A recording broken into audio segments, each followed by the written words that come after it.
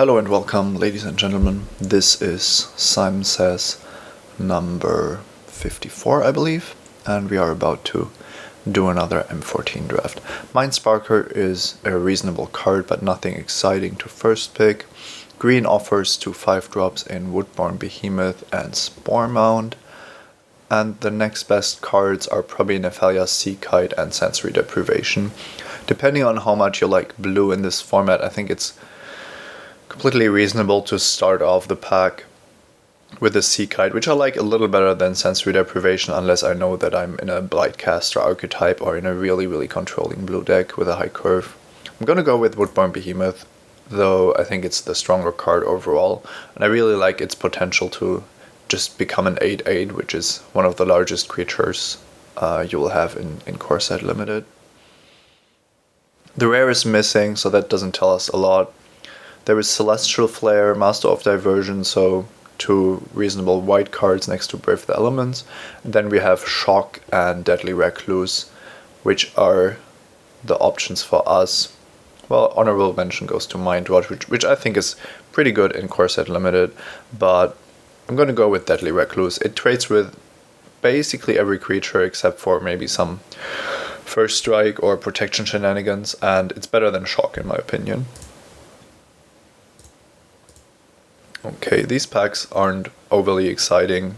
We are facing another decision between Shock and a good green common in Rumbling Baloth, with all the other alternatives just not stacking up.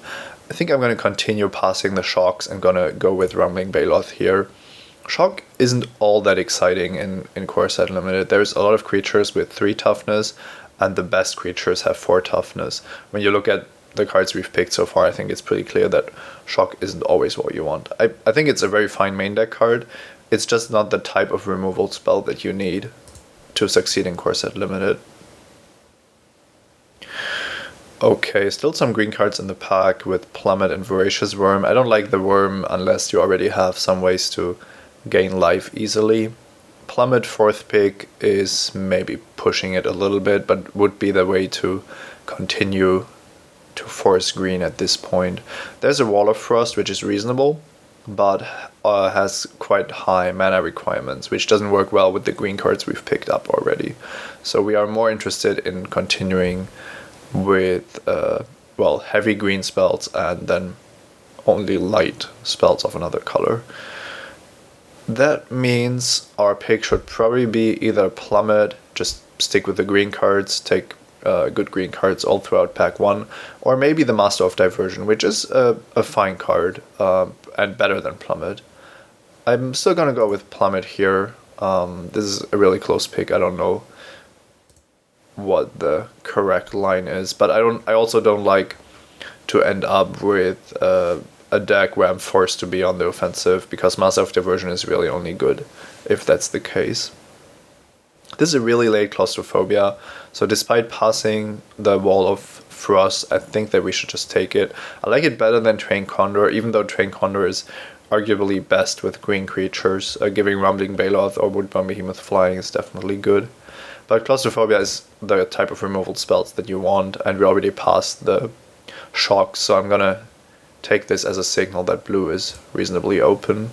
It might not be open from the left though, and then the double blue is going to be quite a lot to pay, but we'll see how this draft develops. It's too early to say. Here Brindlebore is competing with Seacoast Drake, and we could look at the Ring Flash as another option to have a trick / removal spell. I think I like Seacoast Drake the most here. It's the one option I have to continue drafting blue cards. And that's an insanely late Messenger Drake. 7th pick Messenger Drake with an uncommon and a rare missing. So 4 commons were picked over Messenger Drake. There's a Scroll Thief, which is fine and everything, but Messenger Drake is just so much better. I'm going to take it. Somebody's getting Angelic Accord, but that's fine with me. And that's a great sign that we should be drafting blue. Which means I'm going to pick up this Train Condor now. I don't want the left people on the people on my left to get the wrong ideas about which color they should be in. Sensory Deprivation and Staff of the Mind Magus Wield. We are going to take the Deprivation here. We aren't looking to draft a staff deck, so yeah, it looks like blue is open despite its known high power level. Spellblast is pretty unexciting, but I'm not interested in the white cards, so I'm going to take it. Oh wow, this is quite interesting. I think all of these cards are reasonably playable. Zephyr Charge is best with green creatures, and then it makes cards like Plummet better, and maybe a Windstorm you pick up, stuff like that. I'm not sure what the best card is. I think it has to be Negate in order to protect our good creatures. But that was a pick where any of the cards would have made our deck better.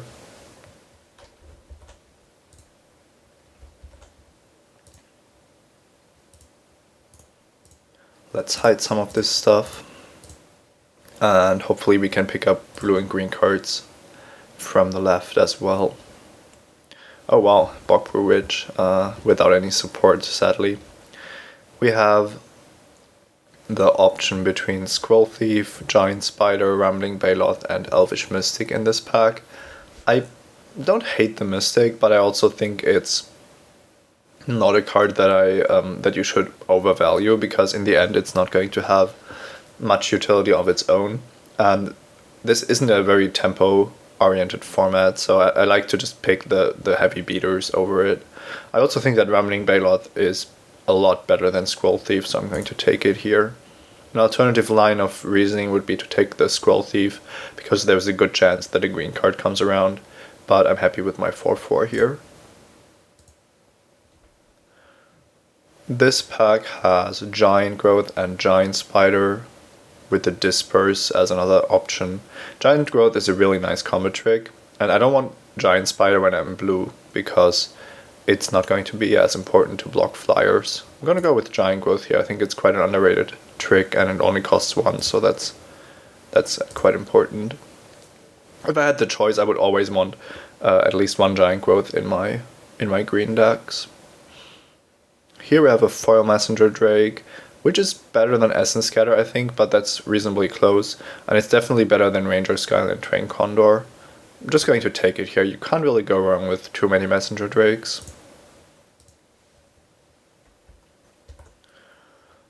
This pack is interesting because Divination is just a very nice blue card, and Plummet is a more fringe green card that does work well with cards like Zephyr Charge. On the other hand, because I have that many flyers of my own, it's less likely that I'm going to need cards like Plummet.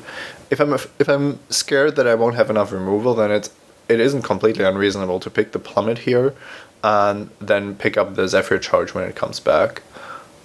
I am not going to go that direction though, and just going to pick the Divination, which I think is a very good card in this format. We already have a Giant Growth, so Essence Scatter is going to give us some nice removal-like options in our blue-green deck. Basically, I really like the fact that we have 5 different ways to deal with troublesome permanents already in our spell slot: Deprivation, Giant Growth, Essence Scatter, Negate, and Plummet. You can really do a lot with those cards, and of course Claustrophobia is our hard removal. I wouldn't mind a Hunt the Weak either. It's really good with the Baloths and also our 5-drops. Here it's Messenger Drake number 3 or Scroll Thief number 1. Both would be reasonable, but I'm gonna go with Messenger Drake. I'm really conservative in that regard. I think the times where you actually hit with Scroll Thief successfully don't happen often enough, and dropping Messenger Drakes is a very good way to just win games in this format. Once again, the print run of Plummet and Zephyr Charge, and I'm going to take the Plummet here. We'll have to see how many of these we want to main deck, but they are definitely great sideboard cards. Now, this is really interesting. Hunt the Weak competing for Nephalia Sea Kite. Given that we are blue-green and we most likely don't want to main deck all the Plummets, I think Hunt the Weak is a more important card for us than the Sea Kite. Yeah, we already have a lot of good creatures, very efficient creatures. It's pretty late in the format, so people won't just attack into 4 mana, especially when you're blue-green, because there is Sea Kite and Briar Pack Alpha. And Hunt the Weak is our second pseudo hard removal spell. It also works nicely with Scroll Thief, which I'm going to pick up now. This is about the time that I would want to pick up Scroll Thieves. Quicken is good with the sorceries. We do have Divination and Hunt the Weak, but that's not really a good argument, I think. Yeah, Quicken just looks close to unplayable, if you ask me. I'm gonna pick Glimpse the Future, even though I don't want to play it. This is a nice pickup in Trained Condor. It's definitely not unplayable with the cards we have here, and I don't want any of the other cards. Let's just take the Zephyr Charge, even though we aren't planning to play it. And we can hide most of the last picks, of course.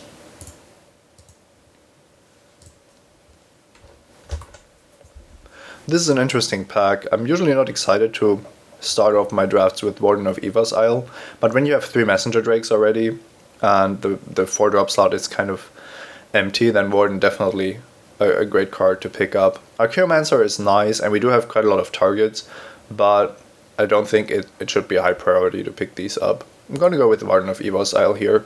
It should work nicely with the Messenger Drakes and the Trained Condors we already have. There is another Messenger Drake, and at some point we would have to ask ourselves how many Messenger Drakes is too many, but I'm not going to pick Seacoast Drake, Predatory Sliver, or Brindleboar over Messenger Drake, especially now that we have a Warden. And that's Opportunity. Third pick, Opportunity. I'm going to take that without much alternatives, and that's great for us. Another Claustrophobia, so it looks like blue is really open.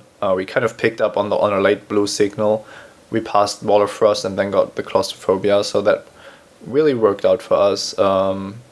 At some point we can actually ask ourselves if we really need the green cards, given that we have picked up almost only blue cards.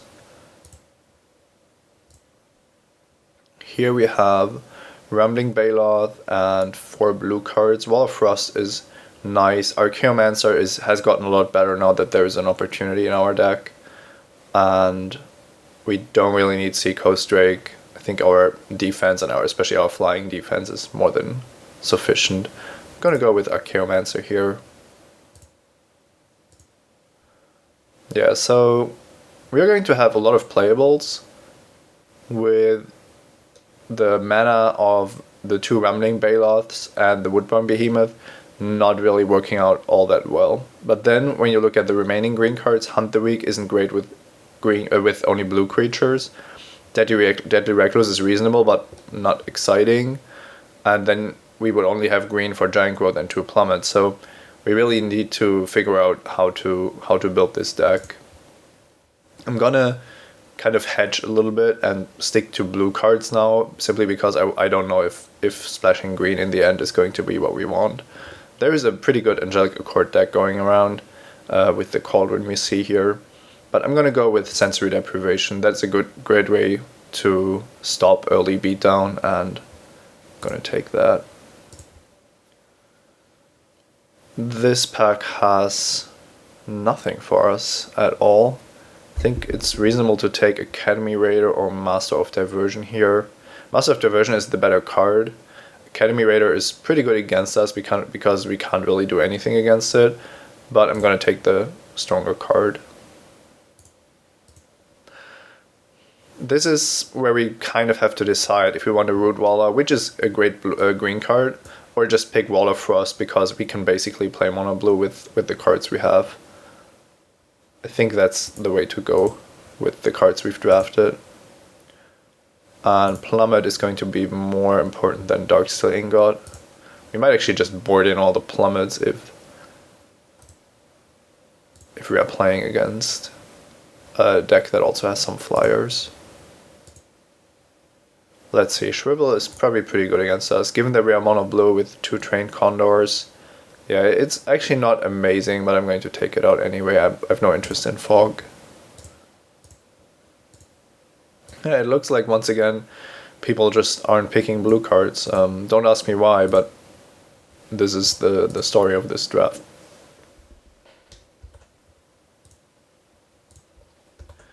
Okay, let's see what we have here. It's pretty easy. Green is Giant Growth, Deadly Recluse, 3 Plummets, and Hunt the Weak. And if we want to, we can play the ground 4/4s if that's something that we are interested in. But of course, that would mean we are playing less islands. On the other hand, we shouldn't be willing to make our deck worse just to be mono blue. We don't have any Staff of the Mtgos, so there isn't all that much reason to stick to mono blue. On the other hand, we do have quite a lot of nice cards. I don't like Spellblast all that much. I think that the cards we have here are probably those that we would want to play, and Frost Breath isn't even all that exciting. This looks quite reasonable, and we have Opportunity and Archaeomancer. Archaeomancer also working nicely with Negate, Essence Scatter, Divination, and Frost Breath. Then we have a Scroll Thief, 2 Trained Condors, and the other flyers. But looking at the cards we have here, I think this deck does get a lot better if we add some of the green cards. There's the problem of potentially not being able to cast the double green cards if we build a deck with, let's say, 10 islands and 8 forests. But I'm willing to take that risk just to have a higher power level. We also don't have any elixirs of immortality, so we definitely need ways to win the game once we've drawn a lot of extra cards. So this should allow us to also play Hunt the Weak, which I like as another removal spell in this deck. I'm not sure about Woodborne Behemoth. It's a nice late game card because it, as I said, it turns into an 8/8, but our 5-drop slot is pretty full at that point. So this is something that we have to consider. Now this is 26 cards, and I already basically said what kind of mana base I was looking at. Wanted to play in a 10/8 mana base. Maybe 7 forests is enough, but 10 islands should also be sufficient for what we're trying to do here. The sensory deprivations don't work that well with the ground creatures, especially Scroll Thief and the green ones, but they should still be better than, well, not having them. It's kind of difficult to cut cards here. It's possible that we don't need the Frost Breath now that we have Giant Growth and Hunt the Weak complementing our spells, and we won't really have a problem unless our opponent has flyers, and then we are really well set up for anything after boarding with 3 plummets. We could actually board in like a Zephyr Charge and 3 plummets at some point, but against flyers, of course. Here, the difficult thing is which cards we want to cut.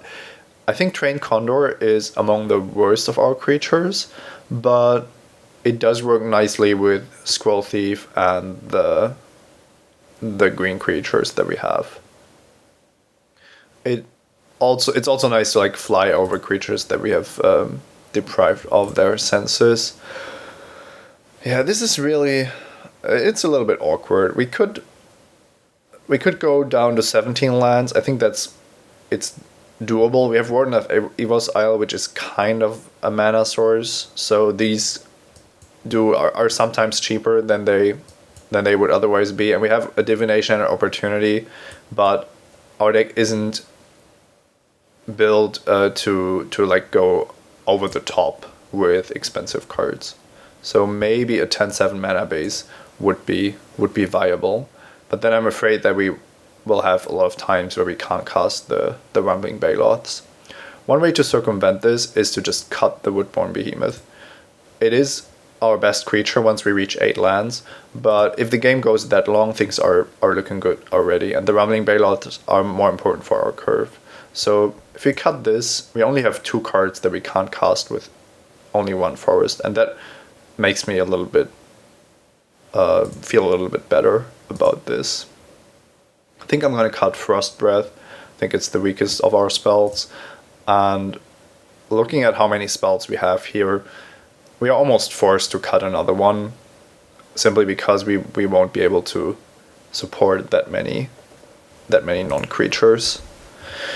The question is what the last card to cut is. I don't think it's one of the removal spells, so I think it's Negate, Giant Growth, maybe even Divination, but now that we've cut a land, I don't really want to cut a Divination. I'm a big fan of Giant Growth in this format, so I really don't want to cut it. That Seacoast Drake also doesn't look amazing, but I think we can cut Negate here. Our deck isn't a deck that relies on a few good creatures to win, but we have a really nice high power level here at the top. So it's less important to save our creatures from removal, which is what Negate does.